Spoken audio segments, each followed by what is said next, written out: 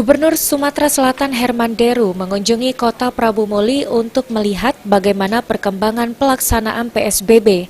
Sejauh ini ia menilai penerapan pembatasan sosial berskala besar di Prabu Muli sangat didukung masyarakat. Menurutnya, PSBB adalah masa kita mengedukasi masyarakat tentang pentingnya arti kesehatan dan membiasakan protokol cegah COVID-19.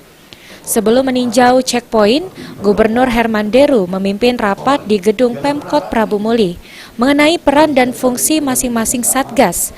Menurut orang nomor 1 di Sumatera Selatan ini, petugas yang terlibat dalam PSBB memiliki pekerjaan yang tidak mudah. Herman Deru mengatakan, tujuan memutus mata rantai COVID-19 ini merupakan tujuan kita bersama. Jadi bukan hanya Satgas di lapangan, namun seluruh elemen termasuk masyarakat. Dalam penerapannya, Gubernur meminta harus tegas, namun tetap memperhatikan etika, humanis, dan bersifat edukatif. Meski pelanggar belum diberi sanksi, namun masyarakat wajib proaktif dalam menyukseskan PSBB. Ini dibutuhkan agar kurva penurunan kasus dapat terrealisasi. Tentang peran fungsi masing-masing yang punya tugas, punya tanggung jawab tidak ringan.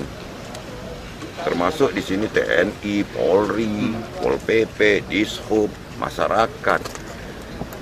Orientasi kita ini sama, satu, memutus mata rantai penyebaran COVID. Maka penegasannya adalah